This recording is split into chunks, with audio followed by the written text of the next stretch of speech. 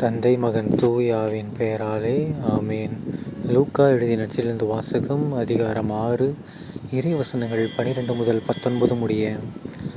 அந்நாள்களில் இயேசு வேண்டுவதற்காக ஒரு மலைக்கு போனார். அங்கு கடவுளிடம் வேண்டுதல் செய்வதில் இரவெல்லாம் செலவிட்டார்.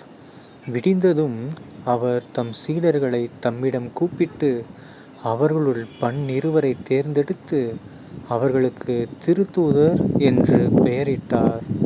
அவர்கள் முறையே பேதுரு என்று அவர் பெயரிட்ட சீமோன், அவருடைய சகோதரர் அந்திரேயா, யாக்கோபு, யோவான், பிலிப்பு, பர்த்தலமேயு, மத்தேயு, தோமா, அல்பேயுவின் மகன் யாக்கோபு, தீவிரவாதி எனப்பட்ட சீமோன், யாக்கோபின் மகன் யூதா, துரோகியாக மாறிய யூதாசு இஸ்காரியோத்து என்பவர்களே. இயேசு அவர்களுடன் இறங்கி வந்து சமவெளியான ஓரிடத்தில் நின்றார். பெருந்திரளான அவருடைய சீடர்களும் யூதேயா முழுவதிலிருந்தும் எருசலேமிலிருந்தும் தீர் சீதோன் கடற்கரை பகுதிகளிலிருந்தும் வந்த பெருந்திரளான மக்களும் அங்கே இருந்தார்கள். அவர் சொல்வதை கேட்கவும் தங்கள் பிணிகள் நீங்கி நலமடையவும் அவர்கள் வந்திருந்தார்கள். தீய ஆவிகளால் தொல்லைக்கு உள்ளானவர்கள் குணமானார்கள். அவரிடமிருந்து வல்லமை வெளிப்பட்டு அனைவர் பிணியையும் போக்கியதால் அங்கு திரண்டிருந்த மக்கள் யாவரும் அவரை தொட முயன்றனர். ஆண்டவரின் அருள்வாக்கு. கிறிஸ்துவே உமக்கு புகழ். அன்பார்ந்த சகோதர சகோதரிகளே, இன்று பொதுக்காலம் 23ஆம் வாரம் செப்டம்பர் 10ஆம் தேதி 2024ஆம் வருடம் செவ்வாய்க்கிழமை. இன்றைய நட்சத்திர பாருங்க, நம்ம இயேசு கிறிஸ்து ஆண்டவர் செம்மையான ஒரு விஷயத்தை செய்கிறாரு. ஓகேங்களா, நிறைய செஞ்சுருக்காரு இந்த ஒரு நற்செய்தியிலேயே. பட் இருந்தாலும் ஸ்டார்டிங்லேருந்து வருவோமே. ஃபஸ்ட்டு என்ன பண்ணுறாரு, இயேசு வேண்டுதல் செய்வதற்காக மலைக்கு போகிறார். ஓகேங்களா, ஏன்னா மலை தான் ஒரு தனிமையான ஒரு இடம். ஓகேங்களா, அப்படி ஒரு தனிமையான ஒரு இடத்துக்கு போயிட்டு கடவுள்கிட்ட வேண்டுதல் செய்கிறார். ஆக்சுவலி இவரே கடவுள் தான், பட் இருந்தாலும் அவங்க 3 ஆளாக இருக்காங்க இல்லைங்களா, 3 ஆட்களாக இருக்கிறாங்க இல்லையா. ஸோ அவங்க 3 பேரும் ஏதாவது சில விஷயங்கள் ஏதாவது பேசிக்குவாங்க. அதை தான் நம்ம வேண்டுதல்னு சொல்கிறோம். ஓகேங்களா, ஸோ ஏசப்பாவே மலை மேலே ஏறி போய் வேண்டுறார் அப்படின்னா நாம் சும்மா வீட்டுக்குள்ளே உட்காந்துக்கிட்டு வேண்டிக்கிட்டு இருக்கிறோம். கோவிலுக்கு கூட போகிறது கிடையாது. ஏன்னா கடவுள் எங்கேயும் இருக்கார் அப்படின்னு நினைப்போம் நம்ம எல்லாருக்கும். பட் இருக்கார். பட் இருந்தாலும் தூய்மையான இடத்துல தான் கடவுள் இருப்பார். நீங்கள் இருக்கிற இடம் தூய்மையான இடமானு யோசிச்சு பாருங்கள். ஒரு சில பேர் இடம் தூய்மையான இடமா இருக்கலாம். பட் ஆலயம் எப்பயுமே புனிதமான இடம். ஸோ அங்கே எப்பயுமே கடவுளுடைய பிரசன்னம் இருந்துக்கிட்டே இருக்கும். அதனால் அங்கே போனோம்னா டக்குன்னு கிடைக்கும். ஓகேங்களா, ஸோ ஏசப்பா எங்கே போனார், தனியாக ஒரு மலைக்கு போய் அங்கே கடவுள்கிட்ட வேண்டுறார். இரண்டாவது பாருங்களேன், அவர் தன்னுடைய சீடர்களெல்லாம் நியமித்து தேர்ந்தெடுத்து கூப்பிட்டுட்டு போகிறாரு. எங்கே இருந்தாலும் அவங்கள கூட்டிகிட்டே போவார். இவங்களும் கூடவே போவாங்க. சம்டைம்ஸ் மலை மேலே வரவனா கீழே இருப்பா, நான் மட்டும் போயிட்டு வரேன் அப்படின்னு சொல்லுவார். சில டைம் பக்கத்தில் வரைக்கும் கூட்டிகிட்டு போவார். ஓகேங்களா, இரண்டாவது பாருங்களேன், ஏசப்பாவை பார்க்குறதுக்கு எங்கெங்கே இருந்தோ மக்கள் கூட்டமாக வராங்க. இங்கே ஒருத்தர் இருக்காருடா, அவர் எல்லா நோய் குணப்படுத்துறாரு, பேயை ஓட்டுறாரு, எல்லாம் பண்ணுறாருடான்னு சொன்னோன்னே எல்லோரும் என்ன பண்ணுறாங்க, கூட்டமாக வராங்க.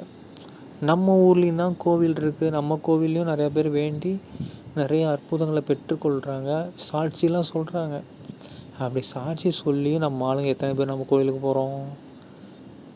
அந்த காலத்தில் ஏசப்பா இந்த மாதிரி சொல்கிறார். காது வழியாக சும்மா ஏதோ ஒருத்தர் காதுலேருந்து கேட்டு அடுத்த காதில் போய் அடுத்த காதுலேருந்து வேறு காதில் போகும்போது மாறி மாறி போவோம். பட் அப்படி இருந்தாலும் அவ்வளோ மக்கள் ஒரு சின்ன துண்டு செய்தி கேட்டே ஓடி ஓடி வந்தாங்க.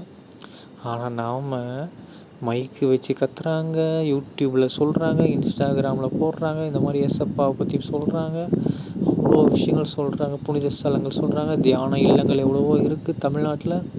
அவ்வளோ விஷயங்கள் சொல்லி எத்தனையோ பேர் மனம் மாறி இருக்காங்க, எத்தனையோ பேருக்கு என்னென்னமோ குணமாக இருக்குது, குடும்ப பிரச்சனைலாம் நீங்கள் இருக்குது, கடன் தொல்லை, கல்யாணம் ஆகாதவங்களுக்கு ஆகிருக்கு, குழந்தை இல்லாதவங்களுக்கு குழந்தை பிறந்திருக்கு, பேய் பிடிச்சவங்களுக்குலாம் பேய் ஓடி இருக்குது, பல்வேறு மருத்துவர்களால் கூட குணப்படுத்த முடியாத நோய் இருக்கிறவங்களுக்குலாம் குணமாக இருந்திருக்கு.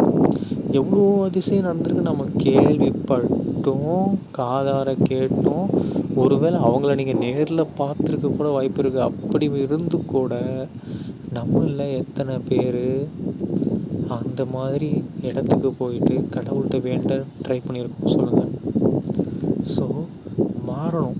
முதல்ல நாம் கடவுளை தேட போகணும்.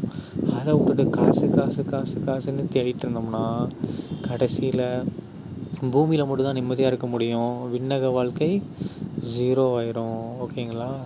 காசு தேவைதான், ஆனால் அது பூமிக்கு மட்டும்தான். விண்ணகத்துக்கு தான் நம்ம முக்கால்வாசி உழைக்கணும். பூமிக்கு வாழ்த்து சும்மா கால்வாசி உழைச்சா போதும். அதுவும் கடவுளே கொடுப்பார். அவரே சொல்லியிருக்காரு இல்லையா, வானத்து பறவையை பாடுறா, அதுக்கு நான் அது என்ன போய் வேலை செய்தா என்ன, அதுக்கு நான் தீனி கொடுக்குறேன்னா அது மாதிரி உனக்கும் கொடுப்பேன், நீ முதல்ல என்னையை மட்டும் தேடு அப்படின்னு சொல்கிறாரு. ஆனால் நம்ம என்ன பண்ணுறோம், அது அப்படியே ஆப்போசிட்டாக ட்ரை பண்ணுறோம். ஓகேங்களா? அதுதான் நம்ம செய்கிற தப்பு. கடைசியாக பாருங்களேன், ஏசப்பா கிட்ட இருந்து வல்லமை வெளிப்பட்டு எல்லார் நோயும் போக்குறனால மக்கள் எல்லாரும் அவரை தொடரணும் ஆசையாக துடிக்கிறாங்க. சே, நமக்கு இந்த மாதிரி வாய்ப்பெலாம் கிடைக்கல. பட் அவங்களுக்காவது எப்போயாவது ஒரு தடவை தான் ஏசப்பாவை தொட முடியும். ஆனால் நம்ம டெய்லியும் ஏசப்பாவை தொட முடியும். எப்படி? நற்கருணை ஆண்டவர் வழியாக நம்ம என்ன பண்ணலாம், டெய்லியும் சர்ச்சுக்கு போகலாம், அவரை பெற்றுக்கொள்ளலாம். அவர் மூலமாக வல்லமை வெளிப்படும். அந்த வல்லமை மூலமாக நம்முடைய எல்லா பிரச்சனைகளும் குணமாகும். அப்படிங்கிற முழு நம்பிக்கையோடு இருந்தால் மட்டும் தான் குணமாகுமே தவிர சும்மா ஏனோதானு இருந்தோம்னா குணமாக வாய்ப்பு இல்லை.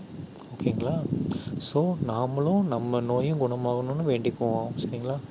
தந்தை மகன் தூயாவின் பெயராலே ஆமீன். இயேசுக்கே புகழ், இயேசுக்கே நன்றி, மரியே வாழ்க. இயேசுவின் ரத்தம் ஜெயம். அல்லேலூயா. Praise the Lord.